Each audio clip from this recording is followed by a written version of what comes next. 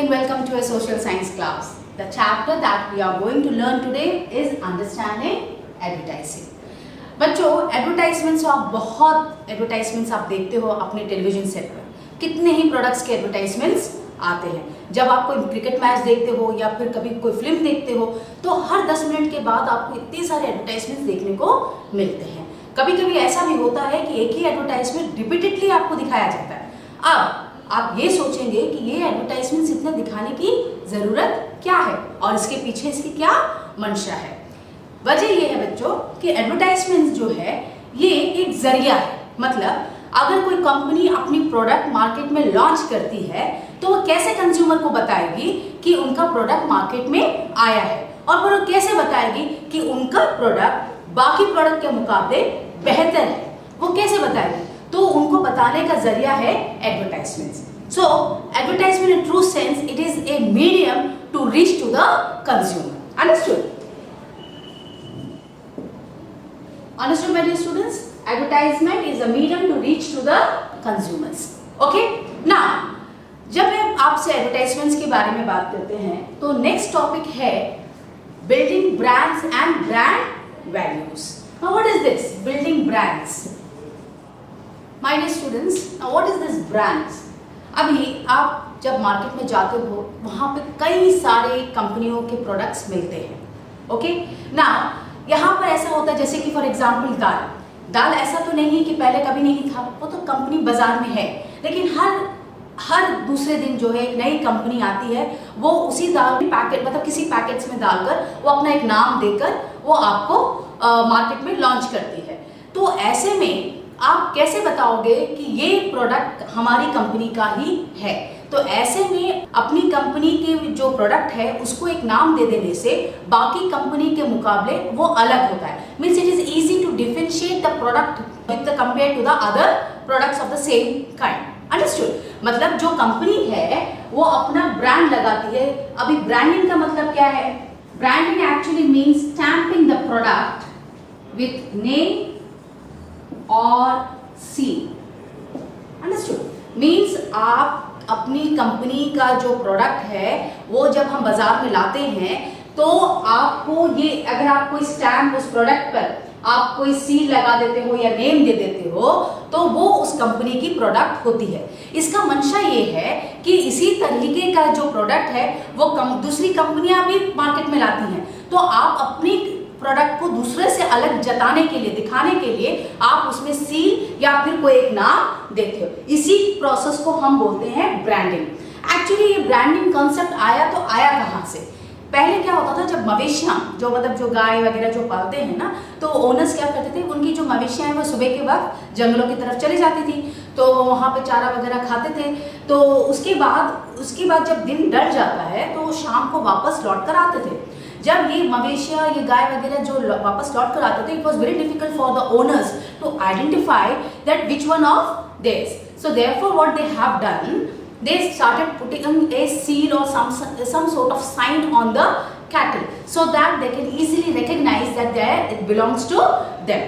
समझ में आया? मतलब गायों पर किसी तरह का सील या किसी तरह का चिन्ह अंकित कर दिया जाता था ताकि वो आसानी से समझ सके या पहचान सके कि उनका गाय कौन सा है। और यहीं से जो है ब्रांडिंग का कॉन्सेप्ट एक्चुअली शुरू हुआ। Okay, so I hope you have understood what is the concept of branding. Branding means stamping the product with the name or seal. And why is it necessary? It is necessary to show or to differentiate their product with the product which is already in the market. Understood? अपनी product को दूसरी product से अलग जताने के लिए कोई नाम या कोई चिन्ह दे दिया जाए, उसको हम बोलेंगे branding. Okay, so my dear students, अभी फॉर एग्जांपल देखिए दाल कई प्रकार के होते हैं। उड़द दाल है, मसूर दाल है, हाँ, और अरहर का दाल है। ये सारे दाल जो है ये आपको लूज में भी बिक्री होता है। ठीक है, लूज में भी आप कई दुकानों में देखेंगे वो लूज में भी बिक्री होता है। लेकिन जब इसी दाल को किसी पैकेट में डालकर उसको एक नाम दे दिया जाए तो वो जो है उसको हम क्या बोलेंगे, वो उसको अगर पैकेज कर देते हैं तो वो थोड़ा एक्सपेंसिव हो जाता है, मतलब उसका दाम थोड़ा एक्सेस हो जाता है, क्योंकि हमारे माइंडसेट है, आमतौर से जो कंज्यूमर है उनका माइंडसेट होता है कि जो पैकेट में जो चीज़ बिकता है वो काफ़ी सेफ है, हाइजीनिक है और सही है और क्लीन है। तो इसीलिए हम लोग क्या है, पैकेट वाले प्रोडक्ट को ज़्यादा इम्पोर्टेंस देते हैं। और हमको ऐसा लगता है जो चीज़ लूज में या खुले में बिक्री होता है वो हाइजीनिक नहीं है, सेफ नहीं है, और इसीलिए हम लोग जो है आमतौर पर पैकेज वाले प्रोडक्ट्स को ही ज़्यादा चुनते हैं या उन्हीं को हम खरीदते हैं। लेकिन सच्चाई ये है कि चाहे वो मसूर दाल हो या अरहर या उड़द दाल हो, आप उसे जब लूज में खरीदे या फिर उसको पैकेट वाला दाल खरीदे, दोनों ही उसमें कोई ज़्यादा फर्क नहीं है। अगर फर्क है तो सिर्फ पैकेजिंग का फर्क है, दोनों ही एक समान है, उनका न्यूट्रिशन वैल्यू भी सेम ही रहेगा। लेकिन ये हमारा जो कंज्यूमर का जो है एक माइंडसेट होता है कि हम जो है प्लास्टिक में या जो प्लास्टिक बैग्स में या जो पैकेजिंग पैकेट में जो दाल आते हैं वो बहुत ही बेहतर होते हैं, साफ सुथरे होते हैं, तो हम उसी को खरीदने के लिए तत्पर रहते हैं। ओके, लेकिन ये जो कंसेप्ट है वो गलत है, सच्चाई ये नहीं है ना। सिमिलरली आप देख सकते हैं कि जैसे सोप्स हो गए, अगर आप सिटीज वगैरह में जाएंगे ना तो सोप को सोप नहीं, वो किसी ब्रांड की सोप को ही लोग दुकान में जाकर बोलते हैं हमको यही ब्रांड का सोप चाहिए, ठीक है। तो आपको आज के डेट में बाजार में इतने सारे सोप्स मतलब मिलेंगे, जो बाथ सोप्स होते हैं, आपको इतने सारे सोप्स मिलेंगे, कई कई कंपनियों के नाम के साथ आपको सोप्स मिलेंगे। ओके, तो जब आप सिटीज़ में जाएंगे तो लोग आमतौर से जो कस्टमर्स होते हैं वो मुझे इस ब्रांड का ही सोप चाहिए, मुझे इस ब्रांड का सोप चाहिए, that what they used to say. अब आपको ये सोचना है कि इतने सारे सोप अगर वहाँ पर है, अगर मार्केट में है इतने सारे ब्रांड के सोप हैं, तो क्या महज एडवर्टाइजमेंट, कोई कंपनी अपनी सोप की एडवर्टाइजमेंट करती है और कहती है कि मेरा प्रोडक्ट, ये मेरा प्रोडक्ट है और ये अच्छा है, ऐसे बोल देने से महज क्या कंज्यूमर उसको खरीद लेगा? क्या कंज्यूमर उस ब्रांड के सोप को खरीद लेगा? तो क्या जरूरत है यहाँ पर? जरूरत है building brand values, to build the value. Okay, आप उसको जो प्रोडक्ट का ब्रांड आपने देखा है उसकी वैल्यू भी आपको बढ़ाना है, ताकि आपको ये बताना है कंज्यूमर को कि आपकी प्रोडक्ट बाकी प्रोडक्ट के मुकाबले बेहतर है, वर्थ है, और क्यों बेहतर है ये भी आपको रीजन देना है, ताकि कंज्यूमर आपके प्रोडक्ट के ओर आकर्षित हो सके।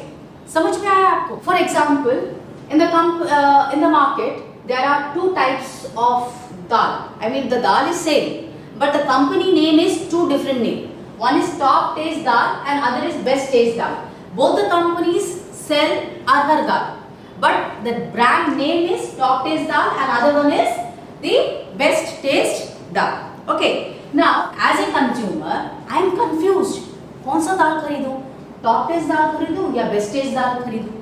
टॉप टेस्ट दाल वाले बोलते हैं कि आप उनके प्रोडक्ट अगर खरीदते हैं और उससे कोई भी व्यंजन आप बनाते हैं उस दाल से, तो उनके जो भी अतिथि आएंगे उनको बहुत पसंद आएगा, क्योंकि हमारा देश जो है अतिथि देवो भव को मानता है। मतलब हमारे यहाँ, हमारे देश में अतिथि को भगवान के रूप में माना जाता है। तो ऐसी स्थिति में अगर आपके घर में कोई भी फंक्शन होता है, कहीं अतिथि आते हैं, तो आप अगर इस ब्रांड के दाल से व्यंजन कुछ बनाते हैं तो यकीनन वो टेस्ट बहुत अच्छा होगा और लोग आपकी तारीफ करेंगे, और जो अतिथि भी जो आए हैं वो बहुत ही खुश हो जाएंगे। तो यहाँ पर आप देखिए कि टॉप टेस्ट दाल वालों ने किसको ज्यादा इंपॉर्टेंस दिया? टेस्ट को। और टेस्ट को उन्होंने इंपॉर्टेंस देते हुए उन्होंने अपनी कंपनी, अपनी जो प्रोडक्ट है उसको उन्होंने कहा टेस्टी, मतलब टेस्ट पर ज्यादा ध्यान दिया, और इस तरह से उन्होंने अपने प्रोडक्ट का वैल्यू बढ़ाया है in the name of taste. अब दूसरा आप देख सकते हैं बेस्ट टेस्ट दाल। ये भी वही दाल, अरहर दाल को ही बिक्री करता है, लेकिन इनका कंपनी का नाम क्या है? बेस्ट टेस्ट दाल। अब ये कंपनी क्या बोलती है कि हमारी जो दाल, जो प्रोडक्ट आप खरीदोगे, वो प्रोडक्ट से जो है आप कुछ भी बनाओगे, कोई भी सब्जी या जो भी आप दाल बनाओगे, उससे क्या है, जो बच्चे, जो आपके बच्चे हैं उनको सही न्यूट्रिशन मिलेगा, उनका स्वास्थ्य अच्छा रहेगा, एक हेल्दी उनको डाइट मिलेगा, क्योंकि ये जो है न्यूट्रिशन से भरा हुआ है और एकदम बच्चों के लिए सेफ है। तो यहाँ पर आप देखेंगे कि इस कंपनी ने अपने प्रोडक्ट की वैल्यू किस तरह से बढ़ाया? उन्होंने न्यूट्रिशन पर ज्यादा इंपॉर्टेंस दिया। उन्होंने न्यूट्रिशन के नाम पर लोगों को कहा कि आप हमारी प्रोडक्ट को खरीदिए। समझ में आया? दाल दोनों एक है, कंपनियां अलग अलग है, और उन्होंने अपनी वैल्यू कैसे सेट करी कि एक ने कहा टेस्ट के माध्यम से हमारा प्रोडक्ट बहुत अच्छा है, दूसरे ने कहा न्यूट्रिशन के मद्देनजर हमारा प्रोडक्ट दी बेस्ट है, आपके बच्चे बहुत सेफ, आपके बच्चों को जो जरूरत है वो सब इस दाल के माध्यम से, हमारे प्रोडक्ट के दाल के माध्यम से बच्चों को सही पोषण मिल सकता है। तो यहाँ पर आप देख सकते हैं एक टेस्ट और एक दूसरा बोलता है न्यूट्रिशन। अब मैं हूँ कंज्यूमर, मुझे क्या चाहिए, मैं सोचूंगी कि मैं टेस्ट देखूं या न्यूट्रिशन, मैं सोचूं नहीं मेरा परिवार है, मेरे बच्चे हैं, तो मैं न्यूट्रिशन ही चुनूंगी, या इस तरह से आप जो है बेस्ट टेस्ट दाल लेते हो। तो जब कभी कहीं एक ही प्रोडक्ट जो है कहीं दूसरे नाम के साथ, ब्रांड के साथ जब मार्केट में होता है तो आमतौर पे कंज्यूमर जो है कंफ्यूज हो जाता है कि क्या खरीदे।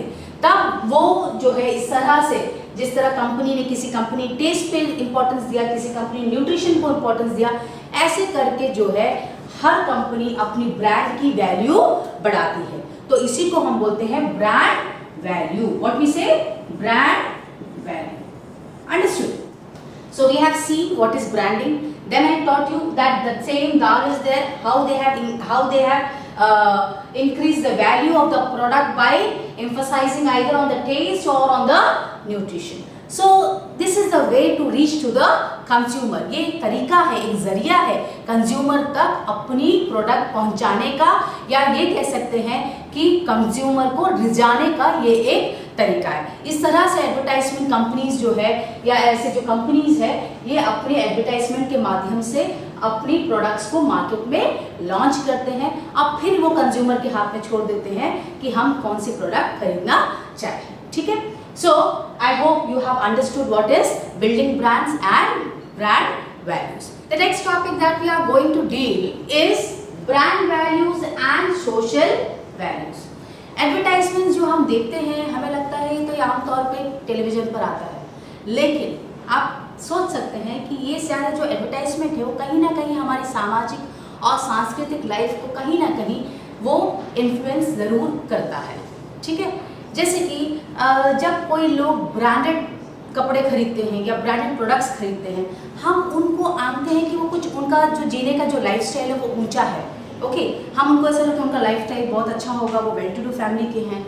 और जो लोग ब्रांडेड प्रोडक्ट्स नहीं खरीदते, हम थोड़ा उनको नीचे तौर पे देखते हैं कि उनका शायद ब्रांड वैल्यू प्रोडक्ट्स वो नहीं खरीदते हैं, तो शायद वो उतने वेल टू डू फैमिली से नहीं हो, या उनका लाइफस्टाइल इतना ऊंचा नहीं हो। लेकिन सही मायने में देखा जाए, ब्रांड से आजकल जो है, हम ब्रांड से किसी इंसान के स्तर को हम आंकते हैं, तो उसकी सामाजिक, उसकी जो सोशल स्टेटस को जब हम आंकते हैं, ये इसका मतलब ये है कि ब्रांड तय करता है कि आपकी सोशल स्टेटस क्या है। लेकिन वाकई में सच्चाई ये है कि इससे कोई, इस ब्रांड से किसी इंसान की सामाजिक स्तर का हम आंक नहीं सकते, और उसकी सोशल स्टेटस को आप कभी भी किसी भी ब्रांड के साथ आप उसको आंकने की ज़रूरत ना करें। जैसे कि फॉर एग्जांपल मैं इसी अगर बेहतर तरीके से समझाऊं तो मैं आपको एग्जांपल के तौर पे, जैसे कि टॉप टेस्ट दाल, जो मैंने पहले भी आपको एग्जांपल दिया था, ठीक है, फॉर एग्जांपल देखिए टॉप टेस्ट दाल। जैसे कि मैंने कहा कि इस कंपनी ने अपने प्रोडक्ट को लॉन्च करते हुए किस बात पर ध्यान दिया, उसकी ब्रांड वैल्यू क्या थी, टेस्ट है। और उन्होंने क्या कहा कि जब कभी आप इस प्रोडक्ट के दाल से अगर आप कोई भी व्यंजन बनाओगे वो बहुत ही स्वादिष्ट बनेगा, और अगर कोई अतिथि आपके घर आएंगे तो वो बहुत ही खुश हो जाएंगे। अब मान लीजिए कि मैं एक साधारण परिवार की महिला हूँ और मेरी इतनी हैसियत नहीं कि मैं कोई ब्रांडेड या कोई पैकेट वाली दाल खरीद सकूँ, तो मैं जो लूज में है मैं वो दाल खरीदती हूँ और उसी से हमारा जीवन निर्वाह होता है, मेरे परिवार भी उसी को खाते हैं। तो क्या इसका ये मतलब है कि जो मैंने दाल खरीदा है, जो लूज में खरीदा है, क्या वो सही नहीं है, क्या वो हाइजीनिक नहीं है, या ये कहिए कि जो मेरे घर में जो अतिथि आए हैं और उनको अगर मैंने उस दाल से अगर उनको सब्जी बना कर दिया तो अगर वो पसंद नहीं करेंगे, तो क्या मैंने अपने अतिथि का सही तरीके से सत्कार नहीं किया? गलत है ये बात। इससे पैकेजिंग, जैसे मैंने पहले भी आपको बताया कि दाल तो एक ही होता है, चाहे वो लूज में हो या फिर वो पैकेट में हो। अगर उसमें एक फ़र्क है तो एक छोटी सी फ़र्क है कि एक पैकेट में है और एक खुले में है। लेकिन हम आम तौर पे हम हमेशा यही मानते हैं कि कोई भी चीज़ अगर पैकेट में बिकती हो तो वो साफ़ सुथरी है, टेस्ट भी अच्छी होगी, क्लीन होगा और उसका स्टैंडर्ड हाई होगा। लेकिन असलियत में ऐसा कुछ भी नहीं है। और उसी तरीके से अगर कोई इंसान ब्रांडेड प्रोडक्ट्स नहीं खरीद पाए तो उसका ये मतलब नहीं कि उसके द्वारा बनाया गया, मतलब रूस में खरीदा हुआ दाल से बनाया गया कोई व्यंजन वो स्वादिष्ट नहीं हो सकता, ऐसा भी नहीं है। ये कहीं ना कहीं इंसान को चोट पहुंचाने वाली बात है, ठीक है। मतलब आपको मन को बड़ा ठेस पहुंचता है कि वो ब्रांडेड प्रोडक्ट नहीं खरीदते हैं तो वो अच्छा नहीं है, ऐसा आपको सोचना नहीं चाहिए, ये गलत भावना है। दूसरा एक है कि आप देखेंगे सोप, केयर सोप जो है, जैसे बेबी केयर सोप, ओके। अब मान लीजिए एक कंपनी है जो एक सोप को लॉन्च कर रही है, बेबी केयर सोप को लॉन्च कर रही है, और उनका कहना है कि अगर आप अपने बच्चों को इस सोप से नहलाते हो तो यकीनन आपका बच्चा जो है माँ का स्पर्श जैसा उसे एहसास होगा, उस पे इस सोप से नहलाने से माँ का स्पर्श का एहसास होगा, बच्चे की स्किन पर बड़ा सॉफ्ट और जेंटल है और आपका बच्चा अच्छा महसूस करेगा, ठीक है। अब मान लीजिए अगर कोई महिला अपने बच्चे को इस तरह हाई ब्रांड की सोप नहीं दिलवा पाए तो क्या ये साबित होता है कि उसकी ममता अपने बच्चे के लिए कम हो गई है? नहीं।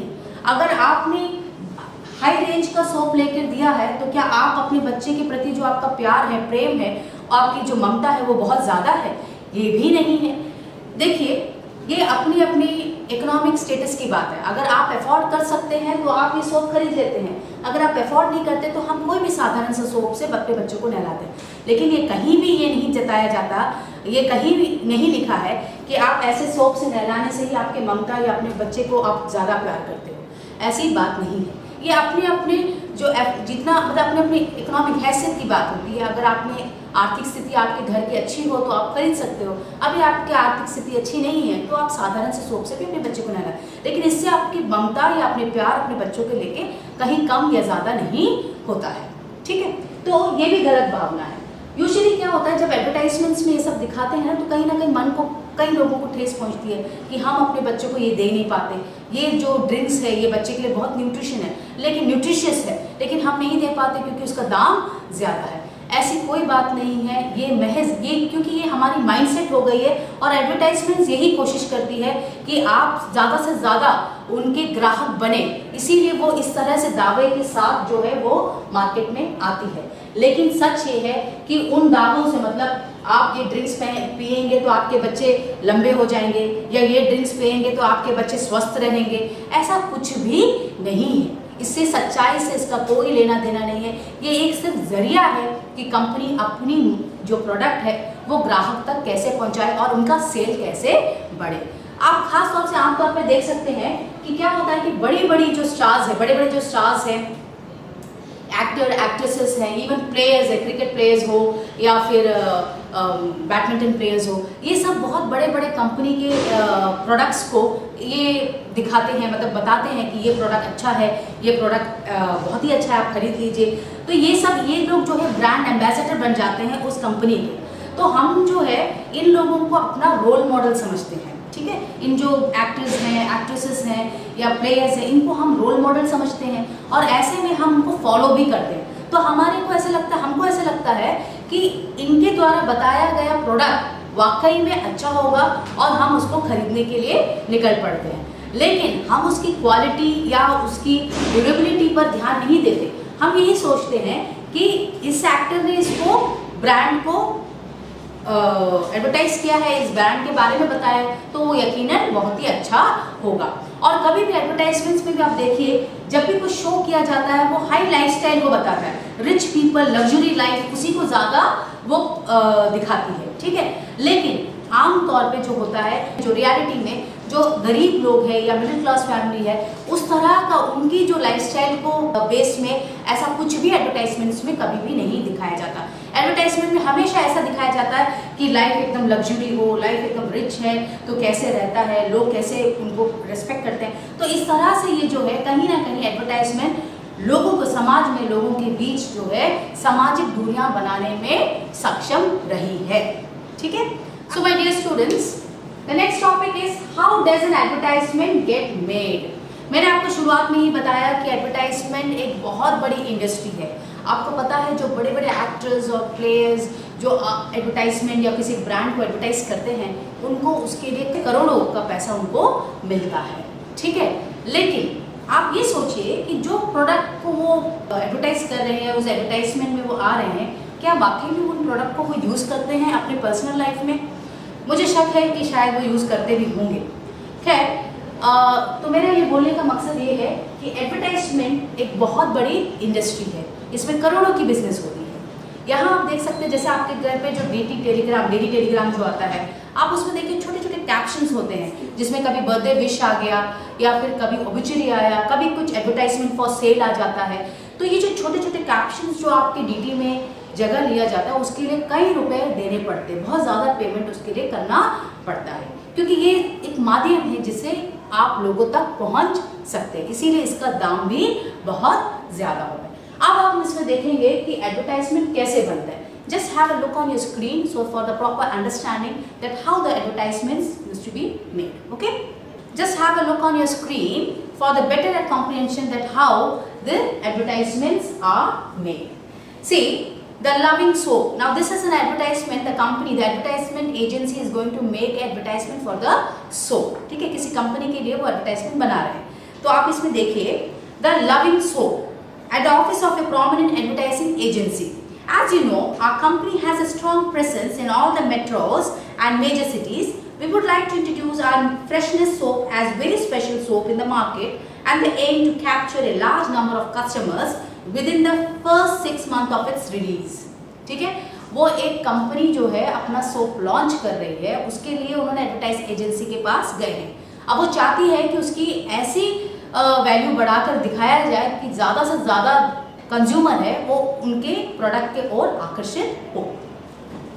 Now we need an advertising campaign that will create a new interest among consumers who are already used to many brands. अब ऐसा तो नहीं है कि आपने कुछ नया प्रोडक्ट लॉन्च कर लाए हैं, ऐसे प्रोडक्ट वैसे पहले से ही बाजार में है। तो ऐसे में कंपनी की सबसे बड़ी सोच ये रहती है कि सबसे बड़ी इंपॉर्टेंस उनका पॉइंट यही होता है कि आप अपनी प्रोडक्ट को दूसरे प्रोडक्ट से कैसे अलग बताओगे या बेहतर बताओगे। ठीक है sir, our first task as an advertising agency is to determine the consumer profile for your soap. That is, identify the typical user of such a high quality soap. We will conduct market surveys to get a better idea of this. Then we will visualize a campaign that will appeal to our specific target audience. अब जो आप देख सकते हैं इसमें कि advertisement agency क्या कहती है कि सर हम आपकी कंपनी की प्रोडक्ट को पहले हम इसको मार्केट में सर्वे करेंगे, कुछ लोगों को देकर देखेंगे उनका क्या रिव्यू है और हम इसके बारे में पहले सर्वे करके देखेंगे और फिर कंज्यूमर मतलब का क्या माइंड है, मतलब क्या उनका आइडिया है, उसके बेस में हम उसको उसका एडवर्टाइजमेंट करेंगे। ठीक है, excellent. Then please bring in the best market research professionals for the job. Next, market surveys have revealed that young mothers between the ages of 21 and 40 are concerned about the soap they use for their children and are willing to pay a higher price for a better product. We should create a brand identity that appeals to them. तो सर्वे भी हुआ, सर्वे के दौरान उन्होंने क्या देखा कि महिलाएं जो 21 साल से 40 साल के बीच हैं वो अपने बच्चों के लिए इस तरह का हाई क्वालिटी सोप चाहती हैं ताकि उनके बच्चों के स्किन सॉफ्ट बना रहे, उनको कोई दिक्कत ना आए या कोई भी स्किन प्रॉब्लम्स ना आए। तो दे आर रेडी टू पे high cost for the product. Okay, तो यहाँ पे जो कंपनी है वो क्या कहती है, ओके, कंपनी के जो प्रोडक्ट का सेल करने वाले जो ओनर है वो बोलते ठीक है आप उसी दिशा पे आगे बढ़े। All the existing brands of baby soap in the market emphasize naturalness, etc. We need a different angle. जो बच्चों की जो सोप्स जो ऑलरेडी मार्केट में है वो क्या बताती है कि हमारा सोप एकदम नेचुरल है, आपके बच्चे के स्किन को एकदम सॉफ्ट जेंटल रखेगा और किसी भी तरीके का कोई स्किन प्रॉब्लम नहीं आएगा, एकदम नेचुरल है। ठीक है, अब ये कंपनी चाहती है कि उनका प्रोडक्ट अगर मार्केट में लॉन्च हो तो वो दूसरी कुछ और एंगल से वो लॉन्च करे, सेम मुद्दे पर लॉन्च ना करे। ठीक है, how about associating our soap with the loving care of the mother. इसी में कोई बोलता है क्यों ना हम इसको ये बोले कि ये जो सोप है इसका जो स्पर्श है एक माँ के स्पर्श के जैसा है, माँ के प्यार के जैसा, माँ की ममता के जैसा ये सोप होगा। ठीक है, we should say that you cannot fully express your love for your child without your soap। मतलब आप अपने बच्चे से प्यार करते हैं जाहिर है, लेकिन आपका प्यार जो है वो अधूरा है अगर आपने ये सोप यूज नहीं किया अपने बच्चे के लिए।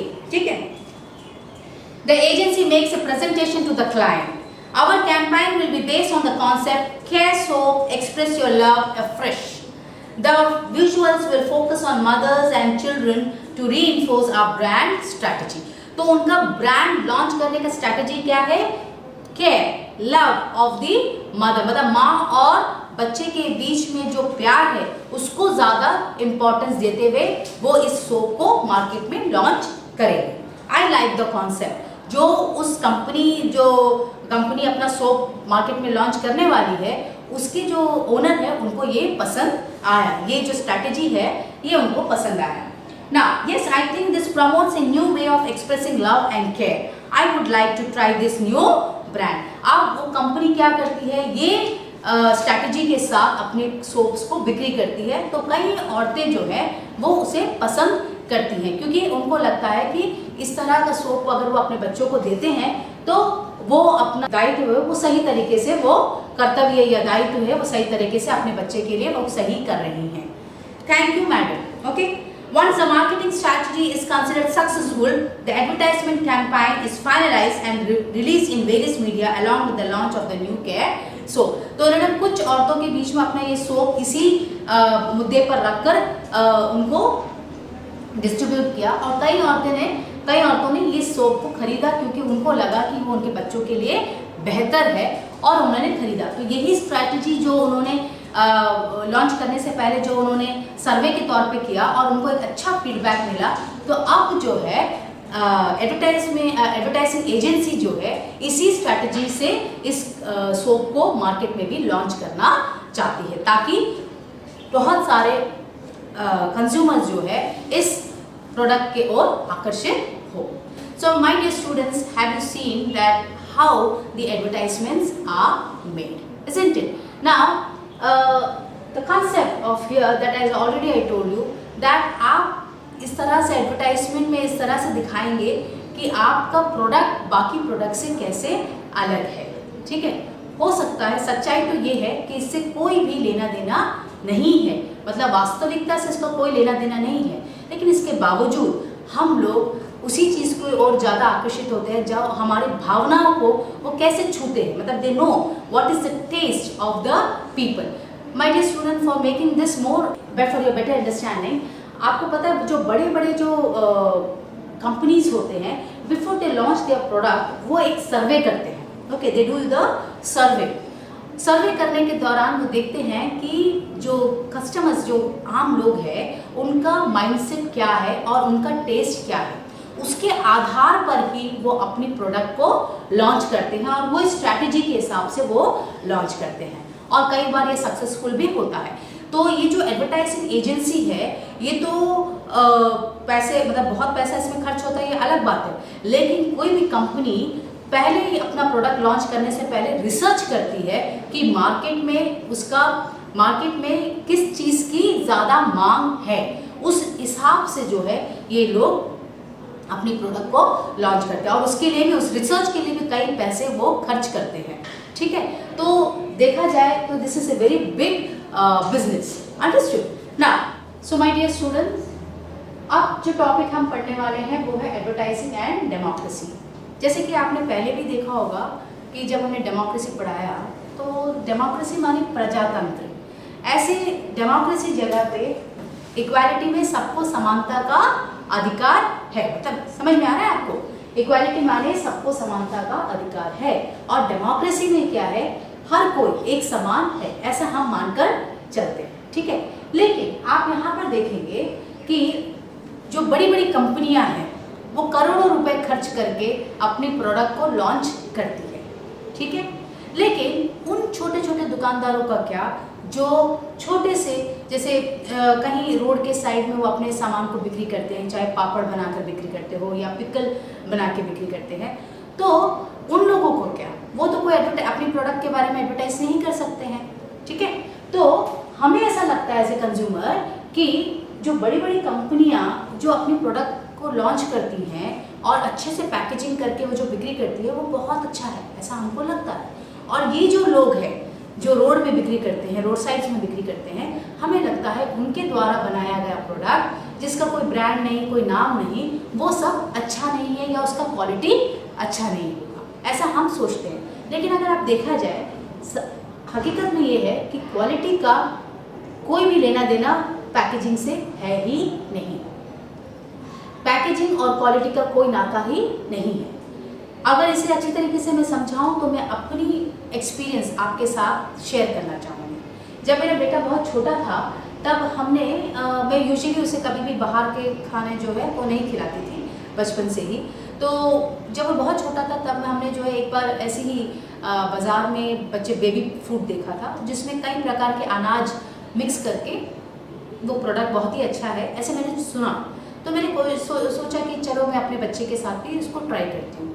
तो वो बहुत बड़ी कंपनी है, मैंने उस ब्रांड को ख़रीदा और जैसे ही घर पे आके खोला ताकि मैं इसे यूज़ कर सकूँ, आप विश्वास नहीं करेंगे, जो हम लोग क्राफ्ट में यूज़ करते हैं ना सरमा सितारा, वो उसमें था और थोड़ा कुछ जाली जैसा भी था, पता नहीं वो क्या है। उसके बाद मैंने वो प्रोडक्ट को फिर फेंक दिया डस्टबिन में। उसके बाद उसी कंपनी का मैंने कुछ और ख़रीदा और उसमें जो है बाल और मिट्टी था। उसके बाद से मैंने उस प्रोडक्ट को फिर कभी ज़िंदगी में यूज़ नहीं किया और ना ही उसके तरफ मैं कभी गई। मेरे बोलने का मकसद ये है कि कंपनी ब्रांड बड़ी है, कंपनी भी बहुत बड़ा है और पैकेजिंग द सुपर पैकेजिंग है, लेकिन इसके बावजूद हम ये सोचते हैं कि इसका क्वालिटी बहुत अच्छा होगा, लेकिन हकीकत में ऐसा नहीं होता है। लेकिन ऐसे में आप देख सकते हैं जो इतनी बड़े बड़े एडवर्टाइजिंग्स या इतनी बड़ी बड़ी कंपनी जो एडवर्टाइजमेंट करते हैं वो कहीं ना कहीं अपनी प्रोडक्ट्स को तो वो सक्सेसफुली एडवर्टाइजमेंट, क्योंकि इनके पास पैसे बहुत होते हैं, वो खर्च करते हैं और इस तरह से वो ग्राहक तक पहुंच जाते हैं। लेकिन उन छोटे छोटे दुकानदार जो रोड साइड्स में बिक्री करते हैं वो अपनी प्रोडक्ट को किसी कारणवश एडवर्टाइज नहीं कर पाते क्योंकि पैसा नहीं है, वो एडवर्टाइज इतने बड़े तौर पे वो मनी स्पेंड नहीं कर सकते, तो हम उनके प्रोडक्ट्स को नहीं खरीदते। तो ये कहीं ना कहीं असमानता है। देख लीजिए यहाँ पर भी आप क्या देखेंगे, असमान, मतलब जिसके पास पैसा है वो सक्सेस हो जाता है, सक्सेसफुल हो जाता है, और जिसके पास पैसा नहीं है वो अपनी सामान अच्छे होने के बावजूद वो बिक्री नहीं कर पाता, ठीक है। तो कई बार ऐसा होता है कि जो रोड साइड्स में बिक्री करते हैं, जो सामान बिक्री करते हैं, इनके सामान को ना खरीदने की वजह से क्या होता है, ये लोग, उनका जो काम है उनके हाथ से छिन भी जाता है, मतलब कोई सेल नहीं होता तो they are unable to earn money, so they leave that and they do some other job. So ये जो ट्रेंड है, ये मेरा बोलने का मकसद ये है कि एडवर्टाइजमेंट भी जो है कभी कभी सिर्फ पैसे वाले जो है अपना बिजनेस को सक्सेसफुली चला पाते हैं एडवर्टाइजमेंट के माध्यम से। और एडवर्टाइजमेंट्स में भी आप देखेंगे हमेशा किसको जताया जाता है, बहुत हाई पीपल, मतलब बहुत अमीर लोगों को, फेमस एक्ट्रेसेस को, उन्हीं को ज़्यादा दिखाया जाता है।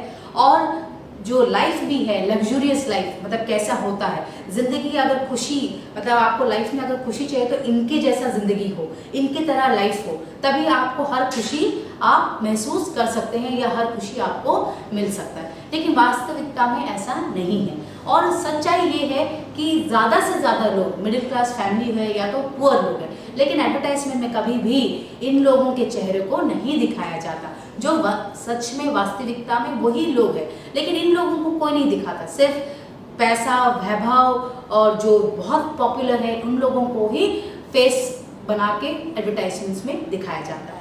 तो मेरा बोलने का मकसद ये है कि कहीं ना कहीं जहां हम प्रजातंत्र में समानता का अधिकार की बात करते हैं, वो कहीं ना कहीं एडवर्टाइजमेंट के माध्यम से ये जाहिर हो जाता है। तो आज जो है पैसा है तो मतलब जैसे हम एडवर्टाइजमेंट को हम ये भी बोल सकते हैं, जो दिखता है वो बिकता है, ओके। तो यही बात है एडवर्टाइजमेंट में भी, जिसके पास पैसा है वो बहुत easily he can launch his product, at the same time successfully उसका सेल भी होता है। एंड जो आदमी, जो छोटा दुकानदार है और वो गरीब है और उसके पास उतना पैसा नहीं कि वो अपने प्रोडक्ट का एडवर्टाइज कर सके, तो उसके प्रोडक्ट को कोई नहीं खरीदता। तो सच्चाई ये है कि आप जो है एज ए कंज्यूमर आप एक अलर्ट और एक स्मार्ट कंज्यूमर के तौर पर पैकेजिंग को इम्पोर्टेंस ना दे, क्वालिटी को इम्पोर्टेंस दे, और क्वालिटी को देखकर ही आप चीज़ें खरीदें। पैकेट को देखकर या पैकेट के रैपर को देखकर आप कोई सामान को ना खरीदें। सो मेरे बच्चों, मैंने आपको एडवर्टाइजमेंट्स में बताया कि कैसे बड़ी बड़ी कंपनियां अपने प्रोडक्ट लॉन्च करती है और वो कैसे कंज्यूमर तक एडवर्टाइजमेंट के माध्यम से पहुंचती है। लेकिन यहाँ पर आप देखेंगे कि इनका हित क्या है। इनका हित आर्थिक हित होता है, मतलब उनका मंशा यही है कि वो कैसे ज़्यादा से ज़्यादा लाभ कमाए।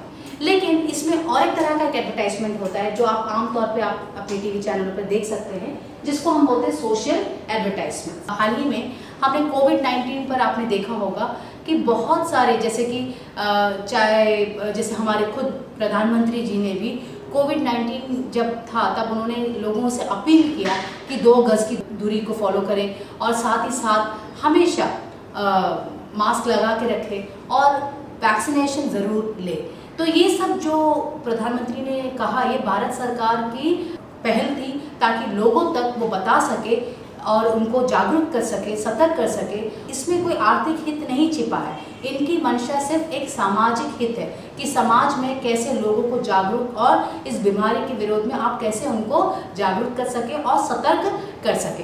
तो यहाँ में प्रधानमंत्री हो या कई लोगों ने जो है लोगों को अपनी बात बोलने के लिए उन्होंने कोविड-19 में क्या क्या करना और क्या नहीं करना, ये सब चीज़ बताया। इनका सिर्फ मंशा यही था कि सामाजिक हित के लिए ये एडवर्टाइजमेंट्स दिखाए गए। इसी तरीके से पोलियो, 2 बूंद जिंदगी की, जो आप हमेशा टीवी पे देखते हैं, उसी प्रकार से आप टीबी का भी देखते हो। ओके, ट्यूबरकुलोसिस जो बीमारी है, उस पर अगर आप डॉट थेरेपी लोगे तो ये जो टीबी जो बीमारी है वो हमेशा के लिए खत्म हो जाएगी। तो ये सब जो एडवर्टाइजमेंट्स दिखाया जाता है टेलीविज़न में, इसकी मंशा सिर्फ सामाजिक हित होता है और इसमें कोई आर्थिक हित नहीं होता है। ये समाज की भलाई के लिए दिखाया जाता है, इसीलिए इसको हम बोलते हैं सोशल एडवर्टाइजमेंट्स। ओके, तो मैं उम्मीद करती हूँ कि आप अब समझ गए होंगे सोशल एडवर्टाइजमेंट दूसरे एडवर्टाइजमेंट से कैसे अलग है। So my dear students, I hope whatever I have taught you today in this chapter you have understood very well. We have discussed many things: advertisements, packaging, and also democracy and advertising, everything, brand values, isn't it? And what is branding? So all the topics I have covered, and I hope that you have understood all the topics very well. This is Deepa Sadha signing off. Goodbye and Jai Hind.